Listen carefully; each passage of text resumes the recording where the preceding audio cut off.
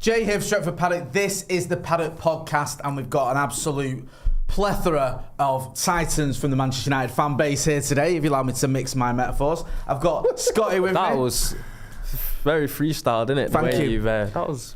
appreciate that, sounded Ronnie. good. Plethora of titans. Yeah, plethora of titans. Can you have a plethora of titans from the Manchester United fan base? Whatever you want. Thank you. Do you know when your mate learns new big words? You have? Just uses it. Do you know when your mate learns Yeah. new big words? I've got that word of the day, toilet paper, that's what it is. Anyway, if you let me finish my intro. Right, sorry, bro. Right, are we 30 seconds in yet? Can I swear? I've got Scotty with me. You all right? Yeah, I'm glad it's all over. Oh, bro. You know, Jesus. I tweeted that yesterday. I was like, I can't have another season. this is like that. a relief It party. drained You the know, life out of me this when season. you finally come out of rehab. Yeah. You know. No. Rehab's all right. I've done it. Yeah, rehab's good. You get clarity. It's all right. You start feeling better about yourself. Everything's okay. You look forward to the life ahead of you. Yeah. No, this season is the opposite of rehab. This season's like going back on drugs. Time to enjoy the summer, isn't it? Yeah. Also, we've got Sam Marshall joining us. How are you? Not good. Not good. We won on the weekend, lads. No. Not even that. It's not We even went that. from 8th to 8th. Even a it's not 2-0 win over Brighton can't get us going. it's not Yeah, exactly. They took us from 8th to 8th. Hay fever is killing me. Oh, is it? Oh, is that it? Oh, Yeah. mate. Yeah. Imagine being allergic to grass. Childish, that. Childish. Big guy allergic to grass. Mate. Also, Ronaldo Brown's here. How we doing? I'm doing okay. Do you know what I mean? You're taking this in your stride a bit too much for my liking. Taking what much? The whole scenario, what's going on, the fact we're rubbish, the fact City have won 4 in a row. You're like, I think you're rubbing off on me a bit because I'm not as annoyed as I should be. Yeah, I'm not. Do you know what? Yeah. I'm not that asked. I'm so immune to everything that City do. I know you can't really shut on their success, but you can. Like, even with them winning, no one cared. I don't think even their fans cared. Honestly, I don't think I've ever seen such muted celebrations for winning a Premier League title. Right? Or any, like, no other fan base, none of the rivals cared. I don't think United fans seem to care that much. And I don't know, it's just everything. It's so plastic. Yeah. Everything about him. I don't know. I feel like So it would I felt hurt like that so when much more if Liverpool won it. When they do you know came what to the United, Yeah. when they came to Old Trafford this season after they won the treble, I felt it wasn't like they didn't make a big deal out of it. They did a bit, but like they'd won the treble. That was the thing that we had, and yet I don't feel like there was as I don't know. They didn't seem as emphatic about it as they could have been. And I was here for the watch along yesterday, so I seen some City fans going when I was coming into the studio, and then after I left, I seen a few more, and I don't know whether they're just getting a bit sort of Bit tired of it. bit bored, isn't it? Yeah. Or I don't know whether the whole charges thing is maybe undermining it a little bit because I don't think so. don't? I think it's the boredom. I just think as Man City fans won't care at all about like the 115 charge. no, but they might care about the fact they're not getting the credit for the football because it's rattled Pep a few times, hasn't it? Did it rattle 'cause he you when keeps- Man United were the best team in the world? No, that but we didn't have anybody- 115 charges. No, We but- were accused of cheating. Do you know what I mean? We didn't do postpone our whatever it was, submitting our financial reports 54 times or whatever. Do you know what I mean? Like they've United having the best team is different to City having the best team in my opinion because we weren't accused of cheating. We were accused of buying the best players and having the best academy and having the best manager and having the biggest stadium and having the most money, which you can, some of those things you can accuse City of. But I just feel like there's a little air of we should get more credit than we're getting. Yeah, it's just we didn't have all this Like background. that, you can see it in some of the interviews, you can see it in some of the media reports. It's almost like, how many times do you see like James Ducker did a piece today and it's like, well done, but There's do you know some what I like mean? The CEO of the Premier League didn't give him the trophy something in because it's a reference bad look. to the Do you know what I the mean? geopolitical. Yeah. So side like the of it. government are meeting with Abu Dhabi. And that's another story they're going to discuss City's charges. It just feels like, whether they like it or not, it's a story. Do you reckon the City fans have got a bit of worry? I don't think they're worried. I think there might be a bit of an. It might not even be the fans. I see it from some of the interviews. The players, the managers and stuff, I think. there is and I've seen a few fans sort of tweeting like, it's like that annoyance they're not getting the credit they deserve. They've done 4 in a row. They did the treble last season, and there's still these questions about charges and stuff. I think that's what is probably annoying some people around there. If it was I don't me, think though, it's that like deep, but a little bit. It's got to at least annoy you sometimes. But then, because I said to you earlier, then like barely anyone watched their trophy lift. Like I think double the amount of people watched Klopp's send-off thing. I didn't watch either of them, but So it just tells you everything you need to know about City anyway. So we're going back to your main point of like being asked about them or being too, what did you say? I was a little bit too... Well, you said nonchalant or blasé. I'm nonchalant because I feel like I've got a sense of relief that the season's over. It's been very grating. I checked out quite a while ago, and I'm just desperate for this summer to end and the next season to start under the new Ineos regime.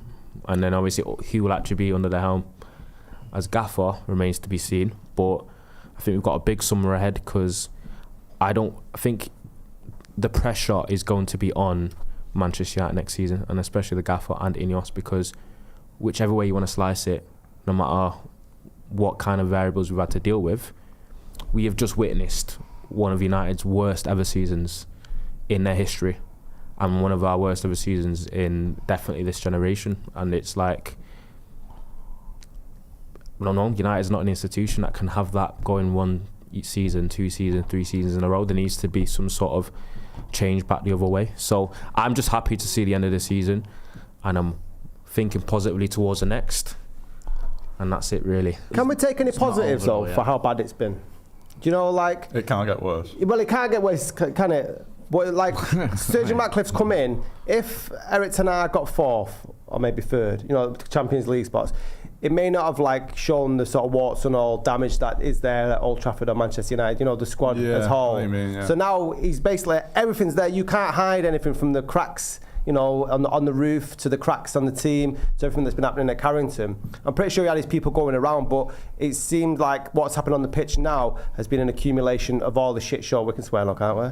Yeah. The utter shit show that's been going on at Old Trafford now. So that's all visible. So that, you know, that's colours, aren't we? Yeah. I get your point. Me and you were talking earlier, and this is the thing, right? I don't think it's beyond the realms of possibility that Manchester United, 12 months from now, could be signed 8th. All right. I'm just saying, like, it could happen. I do look at it. Well, that's not worse though, is it? I know. 2 back-to-back 8s, I think, would feel worse. We might get an equal goal difference. Yeah, that's a point. Always on the dark side. That's a good point. You get an equal goal difference, that's better. Might be some more pain. Because I'm looking at it, you go City, Arsenal, Liverpool, right? Are they dropping out that top sort of 3 or 4? I'm not so sure. I know Liverpool losing Klopp, but they've still got a decent team. Villa, under Emery, very, very good. I think I said to you, I think that, I just go straight out. I think the top 5 seasons most likely going to be. I think Chelsea will be Chelsea in the top 3. 6. I think they're going to be fighting out for top 3 with Liverpool next season. The amount of money that they've doped into the squad, it's bound to gel and fix eventually. And you've seen how they've ended the season really strongly. So the top 4 probably already looks like Liverpool, Chelsea, United and Arsenal, and then it's us kind of battling out with Spurs and Newcastle and Villa really for those outside positions. That's what I mean. But we got to be realistic about it. You should be getting in that mix for top 4. You should, but I don't know, man. It's, I mean, like, I look at them other teams and I think they all look in like relatively decent positions in terms of the squad, in terms of the managers. Not all of them. But some what about the injuries, Jay? When the injuries all come back, we'll be all right. That's true. I came in here with the optimism of looking forward. I know. I'm sorry. I know I'm not. I'm sorry, bro. Right, he made it worse. He said to me upstairs, he went, and then you got to think, Crystal Palace could do better. Yo, bro, I started looking at everyone. I was like, and he's coming up. I was like, I'm not. Leeds could do another. Sort of looking deadly. And then I even said, what's Lopetegui going to do? Lopetegui in West Ham, what's going to happen there? That's what I mean. Yeah. He's got a 10th. Honestly, but I was thinking, you know what? Oh, yeah, you're not that far off it. We are going to go through the season. I'll go through some chats as well. Colin Wilmot says, I would happily have taken a relegation scrap if it meant we got rid of those leeches. Surely our future has to take priority over any domestic trophy. Yeah, I mean, look, one positive of this season, we've had the first steps of less of the Glazers. I mean, I know they've not gone; they're still here. Still think they've sabotaged last season a bit, though. No, they have. With how they delayed the Ineos. Oh, mate, the strategic alternatives announcement. When was that? November. And it was what? No, was it the November before? Yeah, Celtic a bit behind for the summer. It was 30 months, wasn't it, before they actually sold whatever it was, 31% to Jim Ratcliffe, whatever the exact figure was. So it's a positive, though. I think having less of them is a good thing, and obviously Ineos have started bringing in this structure. So there is some reasons to be optimistic, but I feel I don't think we'll finish 8th next season, by the way. I think we'll finish sort of around the top 5. Yeah. But That's more positive than you said upstairs. I know, man. I'm trying to be positive just for the viewers, but it is hard work because. Yeah, when looking at them teams, it's going to be difficult. We thought anyway we'd go through the season. We're going to run through it all, right? We're going to sort of try and breeze through it quite quickly. Going through each. Are you calling me a knobhead? No, he's. I know what you're doing. Producer Ethan is giving me a signal there. So, I'll get onto that in a sec. So we're going to run through it, sort of like the results month by month, sort of review the season, and then we're going to give our sort of rate our performances in each competition. Yeah? Okay. Out of 10. Yeah? I can see you laughing. I know what you're thinking already. And you can do 0. You told me this was going to be fun. Yeah, it is. Yeah. Wait, are we going through every game? We'll breeze through it. I'm not going to stop for every game. I'll go through. Nobody wants to watch 38 games. No, and the cup competition. So in August, going back to the start, we beat Wolves, we lost to Spurs, and we beat Forest. The Wolves game was pretty bad. I think everyone sort of realised how bad we were, and also the Forest game we were 2-0 down after 5 minutes, but we did win. That's what you got to caveat about some of these, because there's been some games that we've had some bad luck with VAR decisions and the Spurs game was one penalty, and stuff that have kind of gone against us in that way, and obviously the injuries that we've dealt with the whole season. But there's also against Wolves. But there's also, that's what I was going to say. But there's also been there's been quite a few games this season. We've finished 8th. We've had such a bad points tally. We've got -1 goal difference. There's a lot of games people are forgetting that we've won this season that we shouldn't have. Yeah. Or that have been smash and grabs. Because even Brighton, I didn't see. I had to watch a lot of Brighton back, so I missed a bit. And then everyone's going on like the first half performance was the worst thing ever. But we ended up getting a clean sheet, winning 2-0 in the end. And then people are saying, do you know what? People said to me, you know what? You can tell me different. Like, Brian could have been like 3-0 up in the first half. Bro? I ain't gonna lie to you. I was watching it, but not watching it. Like, me and Joe was on a watch along. I know that's not great sort of tactic for a watch along, not to watch the game, but we were chatting and watching it, but then we was distracted with other things that were going on, and it wasn't like I had my usual full attention. But I thought it was all right. It's a win, and I'm just grateful for wins at the minute. Do you know what I mean? I like a clean sheet as well. Yeah, I think there was a couple of Brighton chances. I might have been misremembering, but there's only the one with Casemiro, I think, cleared off the line that really springs to mind as being a proper chance. The rest were, I think, relatively comfortable saves. I might be misremembering, but who gives a toss? We won. So August was a bit of a mixed bag, but it was one of those where you could look at it and you go, okay, we won the games you'd expect us to win at home to Forest and Wolves, and we lost to Spurs, so it's not the end of the world. But I thought Spurs away was a decent performance. First half especially, yeah, you're right. Compared to the Wolves game seemed to set the tone for the rest of the season for me. Who's that kid? Is it the Cunha? Who was like turned into prime R9, just running through. Running like your mate Wisa. Remember when you said it about him? It was the same thing there. September. Used to turn it to Simon Letu. Yeah. Like, and then who are these people that we turn into the greatest? Who's the kid that plays for Luton? Is it Morris? Carlton Morris. Yeah. He looked like he was unreal for a good 25 minutes, 30 minutes against us. I was like, we can't handle him. Who is he? He was like, this striker I've never heard of, and was amazing. We get into September, and this is where the fun starts, kids. And I will do this after the September one, producer Ethan. So, on the 3rd of September, I don't know why you need to know the date, we played Arsenal. See, this wasn't too bad, because we lost to Arsenal 3-1. But there was 2 goals in added time. We had that goal disallowed by Garnacho that looked like it was so marginal, it still to this day irks me. So it wasn't like, oh my God, we've had a terrible performance. You think we went sort of toe-to-toe with him, and I know it's 3-1, but I think that's what killed me. It was a very close game in terms of chances and what could have happened. That's what killed me. We played all right and then conceded 2 at the That end. was one of our better performances in big games. Doesn't say much because we lost 3-1, but you know, it wasn't a spanking or whatever. It was like we're in the game right till the very death, and we felt a bit aggrieved that we didn't get that penalty for Højlund, Gabriel on Højlund, and the Garnacho goal is millimetres, man. It could have easily gone the other way. It's so unlucky that, in my opinion. But then you get Brighton at home. You didn't talk about the Sancho thing off the back of the Arsenal game. Sorry, good point, yeah. Whoever made these notes wants sacking. Yeah. I'm not joking, Sam. Sancho obviously has his little spat with Ten Hag after the game. Ten Hag says, he's asked why Sancho was in place, said he didn't put the levels in or whatever in training. Sancho does his tweet saying he's a scapegoat. refuses to apologise for it, eventually deletes it, and that's the last we've seen of him at Manchester United. Then he's having his lunch in Carrington with the kids, eventually goes back to Dortmund, and now he's playing in the Champions League final. So, fairy tale ending really for him. This isn't that fun, is it? Do we have to go through the season? We'll breeze through some of this. It's so depressing. Yeah. I made this document, and going through it, I thought we were even worse than I thought. I knew we were shit, but we were even worse than I thought. And there was so many times that I was looking at games, and we won them late on, and I just thought we shouldn't have won that. That's what you were saying, but it's not all right. We got Brighton, we lose at home to Brighton, right?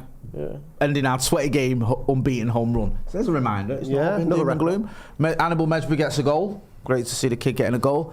Then we go away to Bayern Munich. You fear the worst, don't you, at the Allianz Arena? 4-3 was it? It's like the Arsenal game. Probably. We played all right.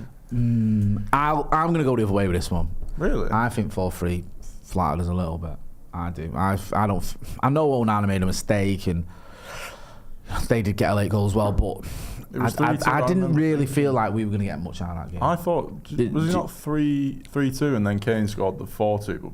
Until it went 4-2. I can't remember. I thought it was a wicked. We finished bottom in the group. We didn't make the Europa. But we'll get to that in a minute. Then, happy days, away at Burnley. Johnny Evans starts. There's a meltdown, right, in my group chats and on social media. Stay at this club. Why is Johnny Evans starting? He shouldn't even be in the squad. He's 36 years old. He was past it 10 years ago. All this nonsense. Has an absolute worldie. Sets up a goal for Bruno Fernandes with a great volley. 1-0 Manchester United. Yeah? Happy days. And then we top it off with probably our best performance at Old Trafford of the season, where we beat Crystal Palace 3-0 in the Carabao Cup. Yeah? You can't argue with that. We're back. Yeah? This is it. Yeah. It's all coming up roses, yeah? Casemiro gets a goal and an assist. I think Anthony Martial got on the score sheet. It's like, wow. Yeah. This is it. We're going to retain that trophy. Everything's going to be good. But just, I thought we were going to have a good September. I thought we were going to have a good end, but no, there's one more game in September. Palace at home. And we lost. 4 days later. Yeah. We knew it as well. We were all saying, like, Anderson with that volley. they're going to know. Yeah, because they rested half their team. Yeah, Hodgson rested all the players. Yeah, and it was like they brought the first team for the league game. We lost 1-0. It was a decent volley, to be fair. So yeah, September is not going too well. Do you know what I mean? We've lost quite a few games, but I still feel like there's been enough sort of back and forth where you're going, okay, is it just a bit of, fatigue, injuries, all the rest of it? I don't really feel like we was in that zone where we were like, the wheels have come off this season. Do you know what I mean? It didn't feel like that. I think that was still to come. Before we move on to more happy thoughts about Manchester United and this season so far, because don't forget, it's not over yet. We've still got the FA Cup final to look forward to. I want to talk to you about what can only be described as the biggest step forward in below-the-waist grooming technology the world has ever seen. Yes, Manscaped are here. Am I there? Yeah, Manscaped are here with the Ultra 5.0. Yes, when some people dare to dream, Manscaped delivered. Actually, they deliver in more ways than one, because you get 20% off and free shipping when you use the code DEVILS20, and there's a link in the description. Anyway, they have brought out the Lawnmower 5.0. They've got the Performance Package Ultra 5.0. And not only do you get the Lawnmower 5.0 with the skin-safe technology, with 2 interchangeable next-gen skin-safe blades, you also get the Weed Whacker for nose and ear hair. Men of a certain age, I think you're that age, aren't you? You need a bit of ear and ear. That's not me ear, that's my nose. Oh, yeah. Nose and ear hair. You don't? Not anymore, because I've been using Manscaped. Good lad. Hey, see? Honest. That's what I like to hear. Also, you get the Crop Preserver, the Anti-Chafe Ball Deodorant, and we all need that. Come on, let's be honest with you. It says here, once they touch your sack, you'll never go back. Love that. The Crop Soother Aftershave Lotion. You've got the Shed Travel Bag to put it all in. You've got the Boxer Briefs. You've got everything you could want, yeah? And it's all got 20% off and free shipping. And let's face facts, right? It's getting warm. Summer's here. You might have your shorts on. You want to smell nice down there. You don't want bits of fluff and hair sticking out of your Speedos when you're down the pool, yeah? So get on Manscaped, get on the link in the description, get your 20% off, get your free shipping, get your Ultra 5.0. Your balls will thank you this summer, because we're almost in summer. Thank you to Manscaped sponsoring this podcast as well. Don't forget the code DEVILS20. Right, September. I'm going to start breezing through this because we're all getting clinically depressed. Yeah, let's have it right. September we've done. October, we lose at home to Galatasaray. That for me, that was wounding. Because losing to Bayern Munich in the Allianz Arena, not an issue. No. I can live with that. Like, we scored a few goals, okay, we lost, but it's not the end of the world, is it, when you lose a game to Bayern Munich away? But Galatasaray at home, Casemiro getting sent off. Onana had a stinker, didn't he? That's when I started to worry me. Because I thought, can't be losing our first 2 Champions League games, especially at home to Galatasaray. It felt running like we were in a bit of trouble there. How did you feel about that? We were seeing a lot of the issues, the gaps that we're leaving for teams, and obviously in Europe, you're playing against the best of the best, and even though Copenhagen and the likes or Galatasaray, they play in leagues that are obviously quite a bit inferior, they're still the best out of the crop in those leagues, so they've got players and quality that can hurt you. And I think we found that out in the Champions League, and also the fact that Onana didn't perform greatly I think he almost single-handedly knocked us out, if we're being honest. But that comes with the territory of allowing so many shots to go against him, which has kind of been the formula all season. And he's done actually quite solidly for the most part, but in the Champions League he didn't. And I think that's what I tell people, because there was a lot of like fans coming in on a week saying, we conceded 20 few shots, but a lot of them were long range, or a lot of them were very high XG. That was kind of the way it was excused. And then my response to that was, any shot that you have on goal, whether it's from 30 yards out or 5 yards out, still has a chance to go in. So the best way to be safe defensively is to not concede any shots at all, or to concede low amounts of it, because you've always got the opportunity of your keeper making a mistake in it if you're allowing shots. You're throwing up shots at some point, it's going to be inevitable that one of them's going to go in. Do you know what I mean? But I was disappointed with the Champions League run. I think we were all excited to be in it. It's the best competition. It was a good draw as well. Good draw. We wanted a bit of a run. Fancy that. Copenhagen, Galatasaray, Bayern Munich obviously difficult. Yeah. We thought we could do something here. Do you know what I mean? I thought we should have. I thought we'd finish second at the very least. Bayern Munich haven't been their best, but they've obviously done decently well in this year's Champions League. But I was very disappointed with finishing last. I know people didn't want to be in the Europa League, but I just thought the way it looked from in optics, finishing bottom of your group as Manchester United in Champions League, it's not great reading. Honestly, I was convinced we were going to at least get out of the group. Do you know what I mean? Yeah. I was convincing myself of all sorts you don't want to know.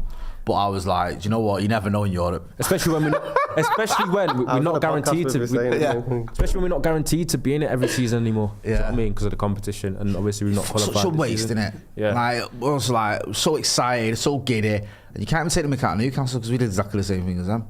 It's just like waiting that time, and then you get in it and just do nothing. And they had a harder group than we. Yeah, they had a like. Was it Milan? It was in your group. Milan, Dortmund, and PSG. Yeah, Dortmund and PSG. At least they gave it more of a goal than we did. At least didn't you beat PSG? Yeah. You had one big result, didn't you? We didn't. We beat Copenhagen. That was. Did you draw against Milan? Was it? At San Siro. Yeah. So I mean, got some. That's something, innit? They gave it a good goal. You can't really. You talking earlier, Sam, about some of those games where it was late on, we won, or rolled our luck a little bit. Even the Copenhagen winning the Champions League. It's a little last-minute penalty save. It's not a dominating performance, is it? Do you know what I mean? Like, and then he got us back at their ground. So, the Champions League was just a fucking disaster. Can we have context there in terms of injuries and stuff? Is this when injury gate starts beginning?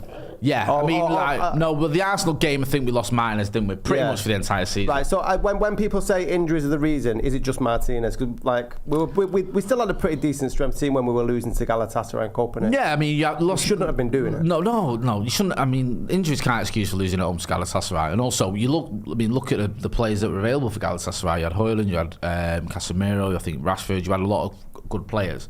So I don't know. I don't think you can look at. I know you're not, but I don't think you can look at injuries as the reason for the Galatasaray game. I think the facts were the game model pretty much all season's not been that conducive to winning, as we've seen. It's the proof's been in the pudding, but also the fact that we've had some of our more important players out kind of exacerbated it more. Do you know what I mean? Because good players and your better players can kind of obviously bridge the gap of sometimes tactics being a bit flawed or whatever, because you've just got players that will make better decisions than probably better athletically. Not listen to the manager, or better, do you know what I mean? But so it it's just been a combination of things, as I've said weekly, where like I don't think tactically it was great from Ten Hag from basically majority to all of the season, and then the fact that we didn't have some of our better players available for extended periods made it worse, because then you've got kind of players being asked to do things that they can't do, and then you've got a bit of a lack of quality in there, because obviously McTominay scored goals, but he's not exactly going to a Ten Hag midfielder, is he? Do you know what I mean? Or not really anyone's midfielder. So then you're playing Casemiro at centre half. Those are kind of those are We've valid. not got there yet. You're jumping ahead. Do you know what I mean? No, he's alright. That's the highlight of the season. It ties in with what you're saying about Scott McTominay, because the Brentford game where he came off the bench and scores those two late goals in the 95th, and I thought, right, this is it now. Again, that's a moment. You thought this is it again. The amount of times where I thought this is a moment. Because to win that game like that, because I think that was like the first time that had been done ever for like. Because I was like, we've done that before in the Premier League. Because I was thinking about Bruce at Sheffield Wednesday, against Sheffield Wednesday, but it wasn't like the first goal was in the 89th minute or whatever. It was the first time we scored 2 injury time goals to turn it around, to turn the game around. Yeah, so he's turned the game on its head. You think, okay, then like let's build on that. And then, to be fair, you go away to Sheffield United, get a win. Unfortunately, we lost Bobby Charlton around that time as well. The low score's an absolute stunner. I think Scott McTominay got the first. And then we win in the Champions League. So we're up and running the Champions League with that 1-0 win over Copenhagen. Last minute penalty save. But man, no. City, innit? City at Old Trafford. End of October, and this was our team. Still at October only. Yeah, Jesus. This was our team. Don't worry, I'm going to breeze through some of these. This was our team for the City game. So you got Onana, Delo, Evans, Maguire, Lindelof at left back, who was replaced by Reguilon with 74 after 74 minutes. Fernandes, Amrabat, McTominay, Eriksen, Højlund, Rashford. So missing players, but still enough available. And then you look at, he brought on Mason Mount, he brought on Anthony, he brought on Garnacho, he brought on Reguilon, and Anthony Martial came on. I mean, it's slightly weakened, but not decimated. Do you know what I mean? There was also that thing, wasn't there, I think, where Varane was meant to be fit, but he didn't get picked. There was something like it. There was rumours he'd fallen out with the manager because the manager preferred Johnny Evans or whatever. But that was one of the worst performances for me. You know what? A point I'm going to bring up on a personnel, it might be controversial. Go on. I've seen a lot of people say that like it's all the players' fault, and these players have been throwing managers in the bus for 10 years or whatever. Yeah. I think it's the players again, this and that. I'm pretty sure that a majority of United's squad this season are players that have either been signed within the last couple of years or have entered the team within the past couple of years. So I don't know how much that argument holds true. Do you know what I mean? Because the way that people say it is almost if it's been the same problems, causing the same problem for 10n years. This man, like Roy Keane thing about these lot threw Ollie under the bus. Yeah, when threw Jose under the bus. It's not the same under the bus. But look at that team. It's not the same players. No, like let's look at that team. Do you know what I mean? Onana is a new signing. Evans, I'm not going to dig Evans out, but he's arrived. He's new. You can't blame him for throwing any manager under the bus. Amrabat is new. Eriksen is new. Højlund is new. And also, just in terms of subs, Anthony is new, Mason Mount is new, and Reguilon was a loanee. So I don't think it's not like you can go, well, these are just the same players that have been throwing managers under the bus for the last 6 years or whatever. I just find it wild that that's what's being said when majority of the team have been signed or kind of made their breakthrough into the team within the past couple of years. I think there's a bit of an issue with the sort of the examples and the leaders and all that sort of stuff. And you know, when you're like watching that 99 documentary and you see like, I think it was Jesper Bonkus was talking about when he got there, and you know there was standards and like players like Roy Keane and setting the standard and all that. I think sometimes you're lacking a bit of that, United. I think that's part of the problem, amongst many other things as well. Let's not forget. November, we get knocked out of Carabao by Newcastle 3-0 at home. Mint. We win away at Fulham. Bruno Fernandes with an extra time winning after Scott McTominay's goal was disallowed. Remember that one? And then the Champions League goes from bad to worse. We lose 4-3 at Copenhagen when we were 2-0 up, I think. Rashford got sent off, and it actually was 3-2 up as well until the 83rd minute. And that was that, really, wasn't it? After the Copenhagen game, losing that, I thought, well, that's us done, innit? Yeah. In the Champions League. I didn't see a way back from us after that. And then we win against Luton with Victor Lindelof getting his first goal in nearly 3 years. Then this is probably one of the highlights of the season. We win away at Goodison, and Alejandro Garnacho scores an absolute worldie. Plus Kobbie Mainoo, I think, if my memory serves, makes his debut, and he's class. And then we, just to round off the month, we drew away at Galatasaray, where we were winning 3-1 going into the last half hour. That's another trend, though, that happened, isn't it? Where that the amount of leads that we threw away. Yeah, it's ridiculous. Not just in Europe, just in general. But it's troubling, isn't it, when you look at it like that. I mean, it really is. Let's get involved in some of the chat and the comments. Let us know what you think so far. What's this? Sorry, let us know what you think went wrong for us in the Champions League. Was it injuries? Was it the manager? Nomad Joe says, yes, he made mistakes, but everyone always forgets how Onana made that penalty save to keep our Champions League hopes alive. I mean, there's a case to be made that Andre Onana, and I like him, I think he's a good keeper, more or less cost us our place in the Champions League. The mistakes, definitely. Some of his mistakes, especially at Galatasaray at home, where he had probably one of the worst games he's ever had. I mean, I didn't watch him all the time at Inter and Ajax, but he had an absolute stinker, and that was a game we really needed to win. You can even look at him for the Casemiro red card. I think that was him. Kieran says, after hearing Jay say at the start that Shaw has played 50% of the games in recent years, I'm ready to concede. We should sell Luke Shaw. What do you think about that? Yes, sell Luke Shaw.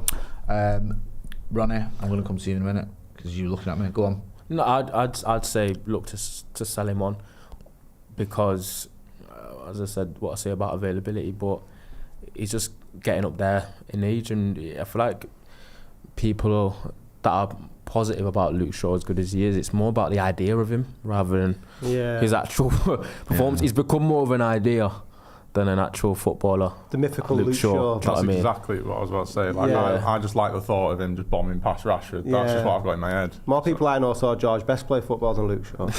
Well, yeah, I think that's accurate, isn't it? He's right, man. He's like, and he's on like crazy high wages. It's like someone makes the point here. Akash K, controversial. I'd keep Shaw and convert him to left centre back. I don't mind him playing left centre back. The trouble is he's injured all the time. He did a good job there last season, but if you're injured, he's played this season like 18 games or something. That's the problem, and it's been a trait. He had that one good season, ironically, Ten Hag's first season, where he played I think 40 odd games, which is his best sort of most amount of games in recent years. And then if you look at over the whole of the last 5 years, he's missed as many games as he's played. It's just, you can't rely on the kid. It's not him when he plays that's the issue. It's when he's not playing, because we just miss him so much, and we've obviously not had Marcia for pretty much the whole season. They need to be ruthless, don't they? I think for decisions like this. Martial obviously is gone now, but he should never have stayed. They've got so many ruthless decisions coming up, innit? Yeah. I mean, they can be brutal, and also they'll get away with it as well. I think most people will be on board with it. I think it's just like start going through the squad. Would they sell? Is there anyone that they would sell outside of Fernandes? And you go like, I'm not sure about that decision. Because for me, there's no one that I'd go like, oh, you shouldn't be selling them. Mainoo's off the fucking radar. Oh, Mainoo, yeah. Anybody else though? Is anyone else like Garnacho? I think. Don't touch him. You know, if like PSG came in with like 80 for Garnacho. The players that I think I would be outraged. Like, don't you dare. Don't you dare. Like, there's some where if it was up to me, I'd keep. And there's a lot of people saying sell Marcus Rashford. You wouldn't take 85 million for Garnacho? I wouldn't. But I don't think that would send me over the edge. I get your point there. But Mainoo, I'd lose it if you sold him. Martinez, I think that'd be a massive mistake. I know he's been injured, but I love him. Bruno, I know you said Bruno, but I agree. And even Højlund, I think selling him now would be just stupid, because he's just finding his feet in the Premier League. He's showing us what he can do, and then you're going to sell him. I think that'd be dumb. What about Delon? I'd rather we didn't. Yeah, I'm not saying I believe we should. But if we everyone knows where I stand on Delon. You love Delon, right? And I understand you. I think you make a good case for Delon. But if we were, say, brought in Frimpong and sold Delon, would you be okay with that? Delon's a better right back than Frimpong. Right, I think we'd have to change the system if we brought Frimpong. Right.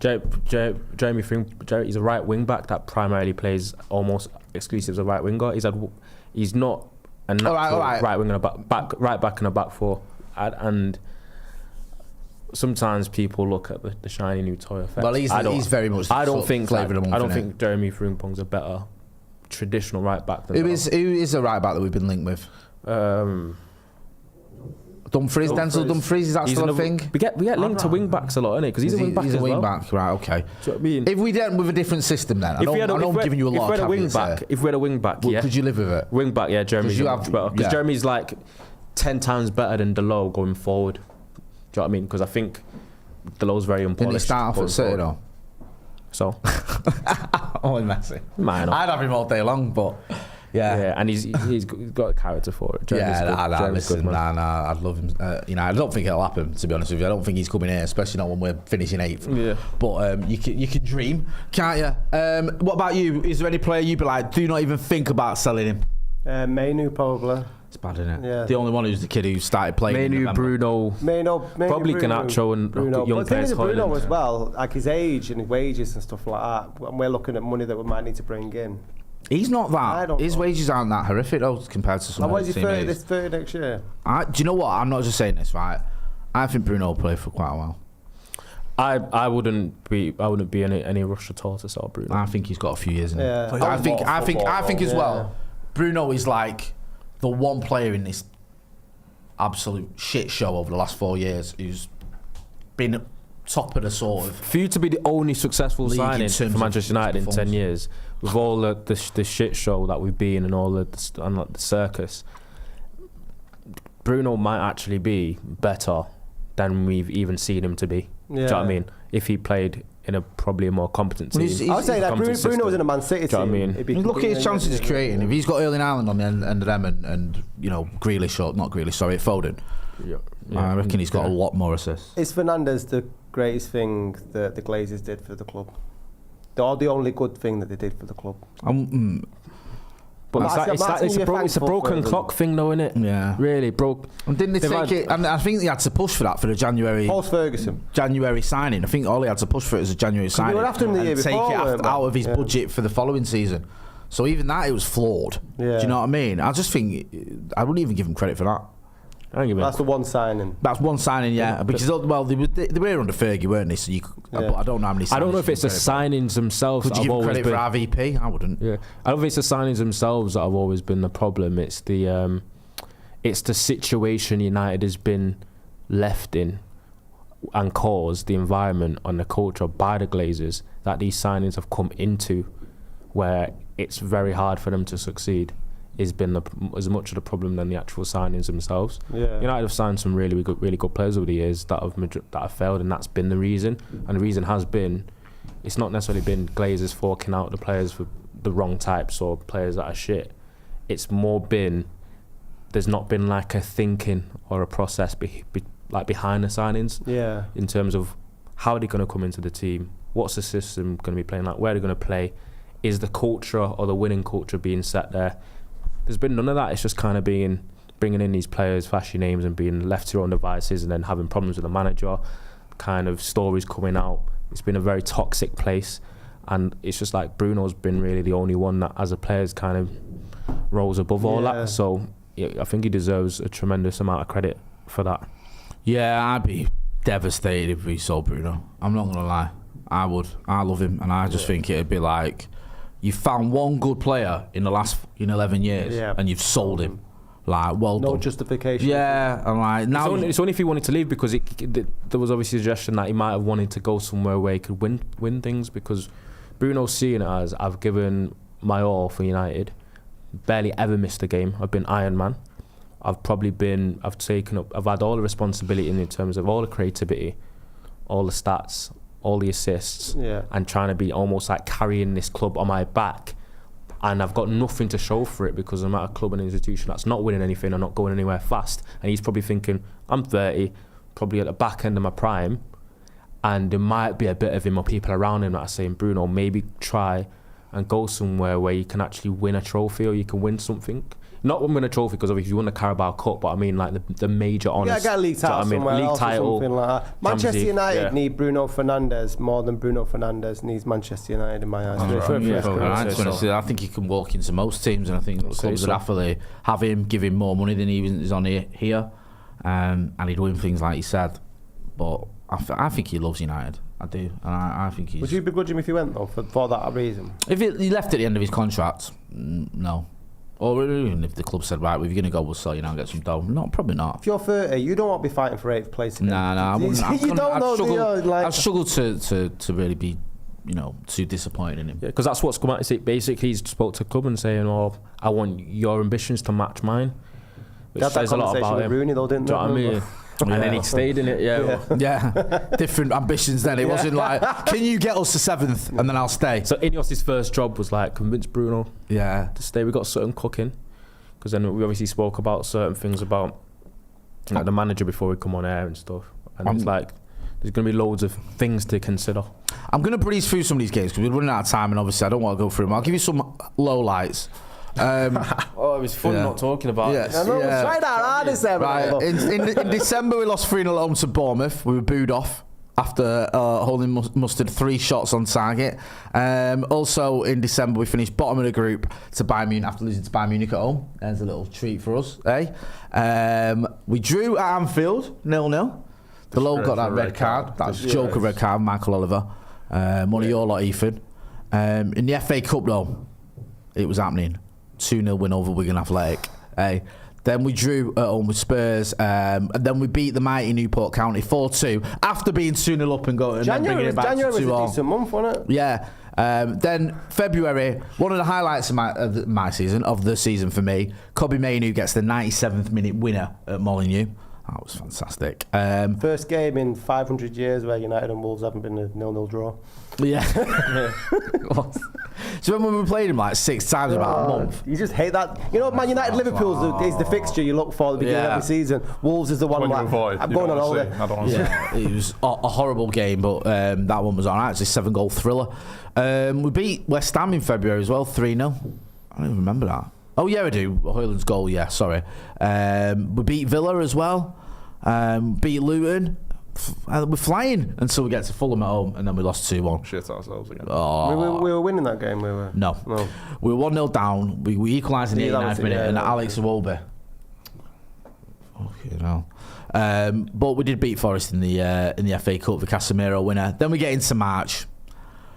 Rashford scores a wonder goal, and then the wheels come off and they win 3-1. We beat Everton 2-0 at Old Trafford, double over them.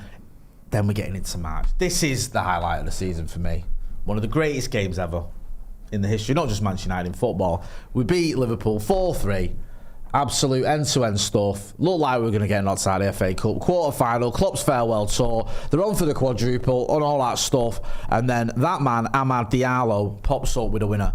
I mean, mate, that was mint, that one. Wasn't it? Yeah. I know we've not had much to cheer about this season, but that's one.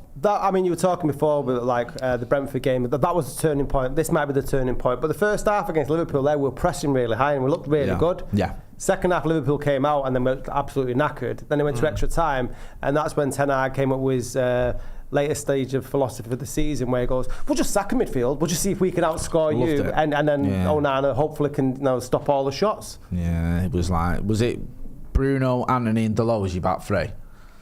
And then at one point, I know he came off, but at one point Victor Lindelof was like a winger. Andy Maguire was bombing forward. It was like, what's going on here? What is this? But it was mint. Abdullah Ibrahim says, Ronaldo, do you think we are linked to wing backs because there is a plan to use a new system next season? If so, how do you see the system working? There's not been any suggestion that there will be a new system unless there would be a new manager, which would be like Amarim that plays a wing back. But I think us being linked to wing backs when we play a back four just goes back to United just being linked to everyone and there being no thinking behind our recruitment policy, really. I just find it weird every time that we are linked to a full back and they play as a wing back when we obviously don't play that formation. Because Dumfries and Frimpong are both examples of players that play as a wing back and not in a back four. That's an interesting point, because you think if we are going to try and get wing backs, are we trying to go towards a new philosophy for a new manager, or do Man United now sign players that are along the same lines of Eric Ten Hag players? No, I don't think so, Scott. Cause the manager would have to be. We said it earlier. They've made no comments about. Yeah. They've been very coy and they've not come out and definitively backed Ten Hag.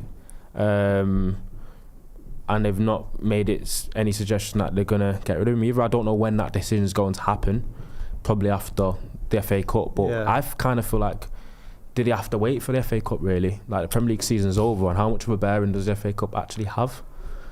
In terms of... Sorry, go on. Do you know what I mean? So, cause, it's a nice gesture for me. I think that's the only reason. Because I'll bring up what he said, and then you can find out what what people think of it, of obviously learning from what James from the Muppeteers was saying in terms of Ten Hag's actually going into his final year of his contract, supposedly, and the decision for Ineos isn't what a lot of us have simplified it to be, which is, oh, just give Ten Hag another season. If it doesn't work out, then that's it. It's actually a little bit more serious than that for Ineos in terms of the decision being big, because in their kind of rebuilding philosophy or their mindset, they obviously see it as a 3-year project or whatever, or that they want to get United back to challenging. And letting a manager run down their contract isn't very smart business at all. And obviously it can probably lead to, if you've got a manager in his final season kind of playing for his contract, he's more likely to have desperate tactics and almost not stick to his philosophy or not stick to anything long term, and then everything becomes a bit short term and desperate from the manager's side anyway. Yeah.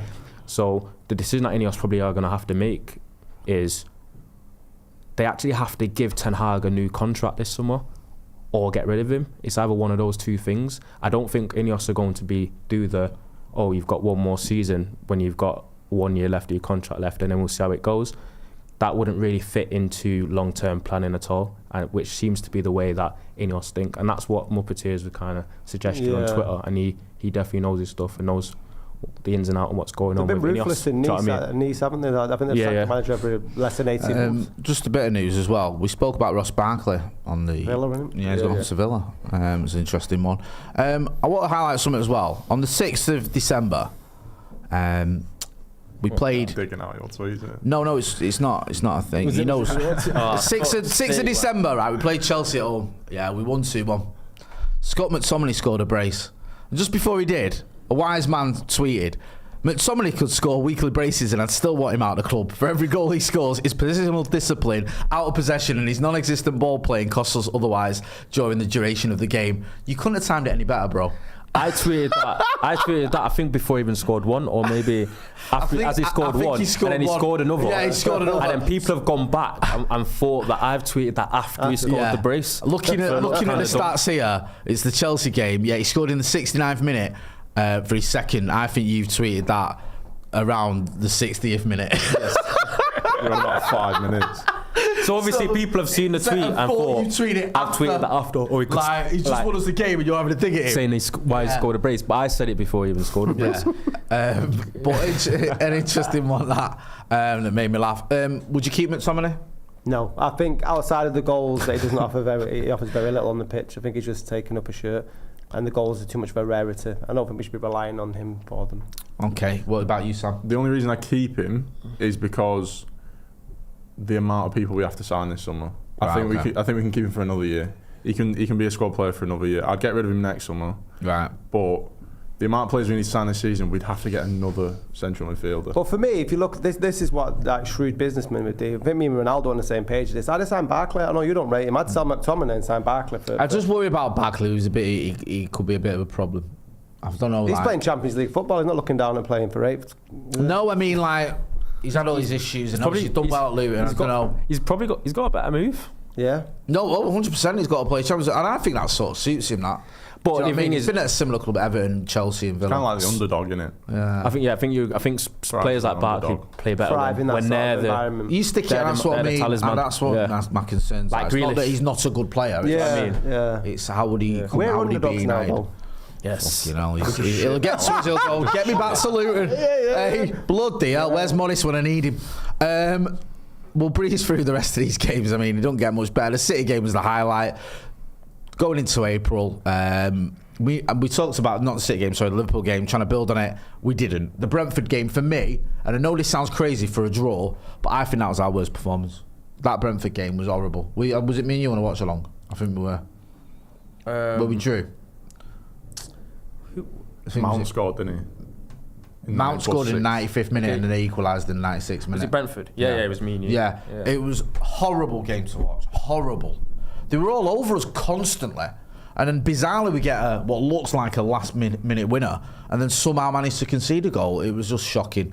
And it's one of those things where, you know that meme where it says this is the worst day of my life, the worst day of your life so far. Yeah. A week later, we go to Chelsea. We're 3-2 up in the 95th minute and we lose 4-3. Unbelievable. Great game to watch, though. Like, I wish I was a neutral that night. I was at the darts that night, and there was a Fucking lad there hell. who was a Chelsea fan, so we were all giving him shit when the mate, goal it's your went. fault. And they fucking palmed. You just got to the point where you thought we'd see the game out. I remember you turned to me, you sat there, and I was in. You went, "We'll be all right. We'll see this." I out." thought we you did. said it just as we I lost. thought we just did. before we lost possession. I thought we got another win or draw or whatever that we didn't deserve. Yeah. Yeah. And I thought because we've done these pods all year round, and we came in on so many Mondays where we actually won the game on the weekend, and it felt like we didn't. No. Almost. So that's what's the scariest. Because what is it on the? I know people don't always believe in the expected goals, because for expected goals and expected goals conceded, they have like a table that's called the expected goal difference or whatever, which kind of shows where if you did score the amount of goals you expected and concede the amount that you expected in games, where would you be in the table? Yeah. And United are like, we finished 8th, but United are like almost, I think it's like 14th.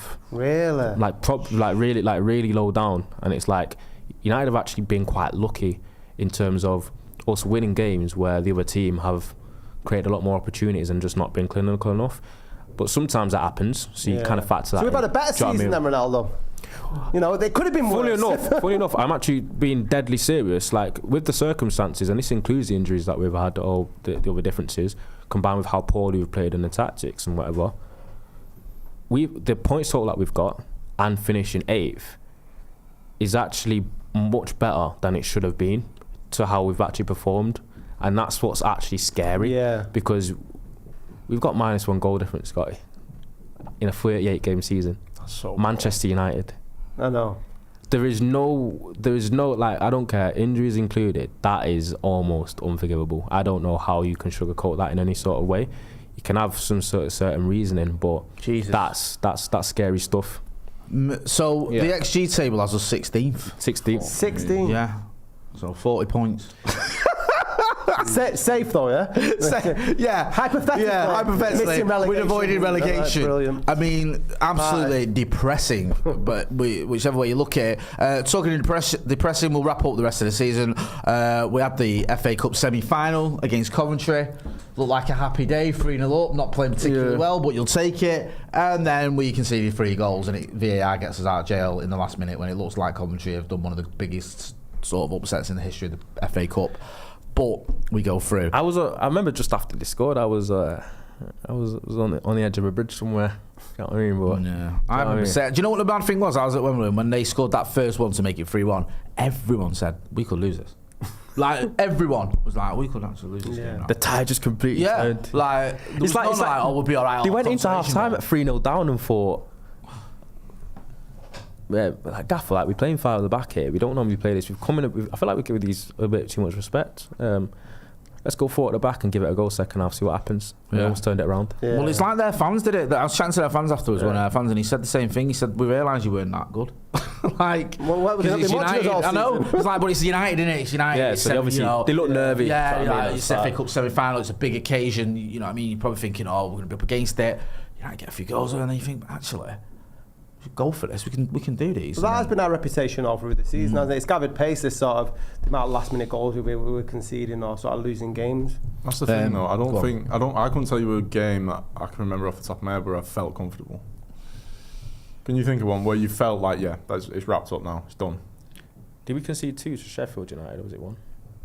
2-1, wasn't it? Yeah. I mean, Goodison, maybe. I mean, Yeah, the Carabao not against bad. Crystal Palace. That's it. Not even Newport County was. No, Newport County we were 2-0 up. 4-2 Sheffield, yeah.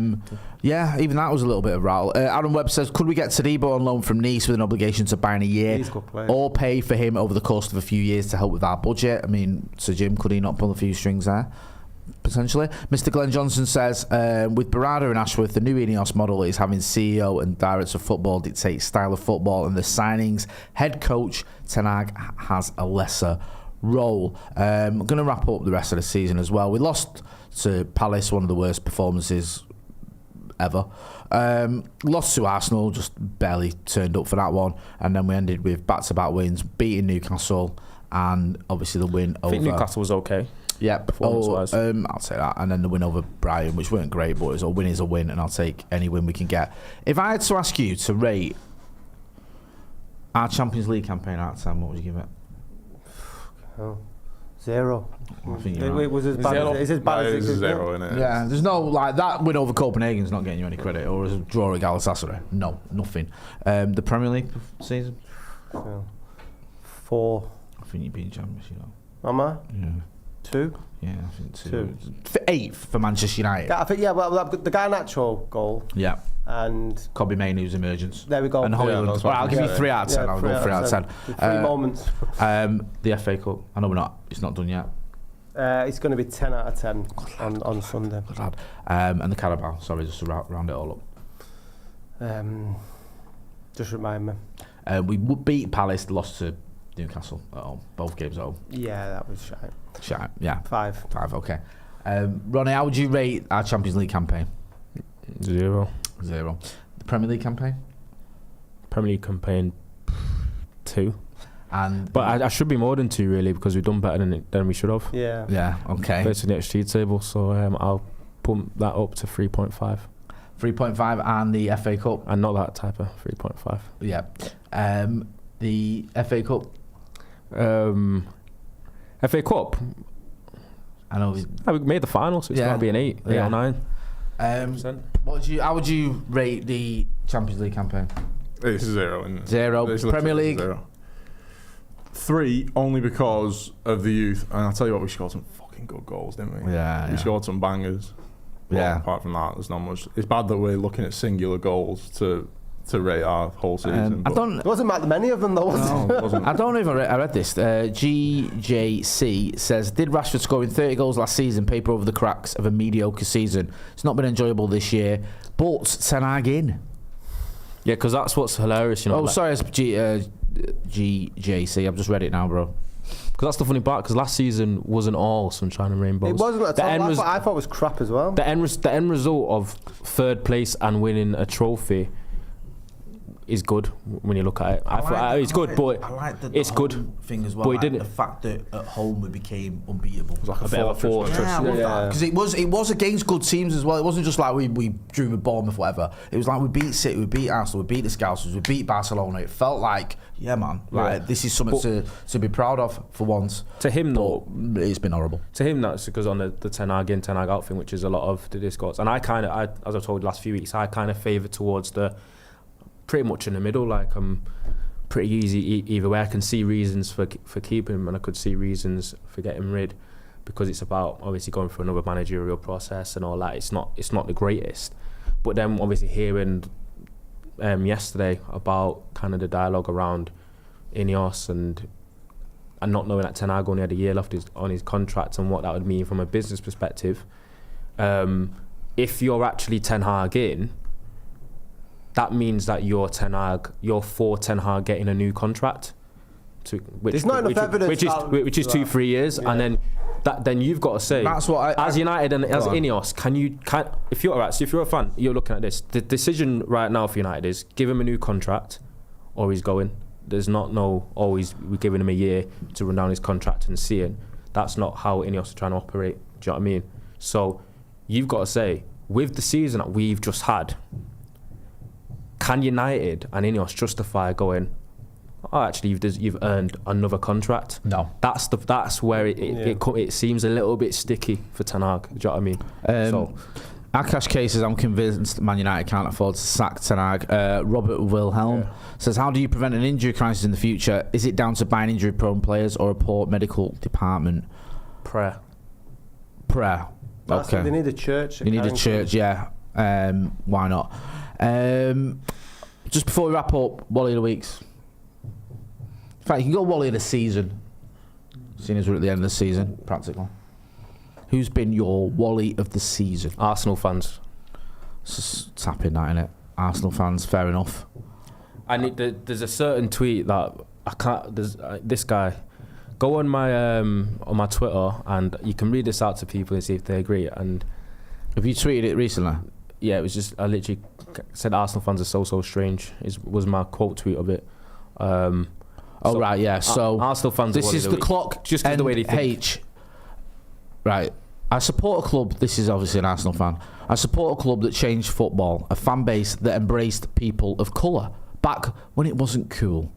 champions people from all walks of life, never caught up in financial doping, had the best player to ever play in the league, won a league undefeated, has the purest fan base globally. That's an easy metric to measure anything by. Does everything the right way, played the best football the Barclays has ever seen, made it cool for black people to bang ball. First of the big six to upgrade the stadium, which I don't know about you, but that's the thing I always chant. Arsenal FC is the best club this world has ever seen. And there is nothing anyone on this earth can tell me to suggest otherwise. I wonder if aliens can tell him otherwise.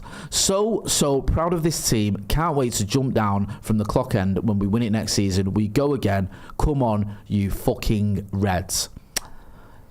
That's everything wrong with Arsenal fans in a team. That is quite the statement, isn't it? I'll never get over the mascot one where he's telling the mascot to save penalties against kids. Gunnosaurus. They are, I mean, a weird bunch. Maybe that's part of the reason I'm stomaching City's win a little bit better, is when you see things like that. Imagine him celebrating this nana. Part of a fucking novel, isn't it? It might sound mad, but like...